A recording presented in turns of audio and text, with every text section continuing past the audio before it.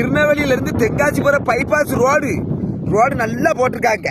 Road நடுசுல அந்த அரளி செடி அது நல்லா இருக்கு. அது மாதிரி போல் 2 பக்கமும் நாட்டி விட்டு போல் லைட் அடிக்கி இது பாதுகாப்பா போகலாம்.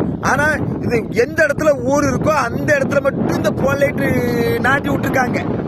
கொஞ்சம் எல்லா இடத்துலயும் போல் லைட் நாட்டி விடுங்க. மற்ற இடம்லாம் இருட்டடிச்சு போயிருக்கு. அது இந்த இடத்துல வரதுலாம் பயமா இருக்கு.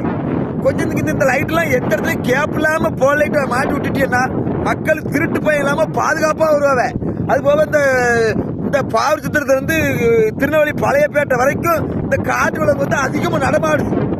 இந்த லைட்டை மாட்டி விட்டீங்கன்னா அந்த விலங்கு பாதுகாப்பா இருக்கும். திடீர்னு ரோட்டை கிராஸ் பண்ணிருது. அதால நிறைய ஆக்சிடென்ட் கூட ஆகுது. கொஞ்சம் அரசாங்கம் வந்து தயவு செய்து கொஞ்சம் நடவடிக்கை எடுக்க. இதுக்கு இங்க பாருங்க, இந்த பக்கம் போல் லைட் அடிக்கி, இந்த பக்கம் பாருங்க இருட்டடிஞ்சு போயிருக்கு. இந்த பக்கம் இந்த மாராந்தைக்கு கிழக்குடி லைட் மாட்டிருக்காங்க. மாராந்த ஊருக்கு 3 போல அது லைட் அடிக்காம கிடக்கு. அதுல இந்த போலீஸ் காவல் இருப்பாங்களா, அது என்னது சொல்லுவாங்க, போலீஸார் இருப்பாங்களே, செக் போஸ்ட். அதுல இருக்க அந்த போலீஸ்கார சார் வந்து பேட்டரி வச்சு அடிச்சு ஆளை விசாரிச்சு அனுப்புதாரு. அந்த அளவுக்கு இருட்டடிச்சு போயிருக்கு மாராந்த ஊருக்குள்ள. இதுல வேற 4 வழி சாலை அதுல தான் போகுது. கொஞ்சம் அதிகாரியும் அரசாங்கமும் நடவடிக்கை எடுக்க. மக்களும் இந்த 4 வழி சாலையில நிறைய அது என்னமோ சொல்லுவீங்களா, மக்கள் நலம் காக்கும் பசுமை இயக்கம் அவங்களாம் இந்த திருநெல்வேலியில இருந்து தென்காசி போற ரோட்டு ஓரமா அந்தந்த ஊர் மக்கள் வந்து அந்தந்த இயக்கம் மறக்கிற நடுங்க. நம்ம ரோடு பசுமையா இருக்கட்டும்.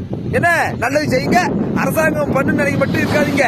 நீங்களும் பண்ணாதான் அரசாங்கமும் நம்ம கூட சேர்ந்து பண்ணுவாங்க.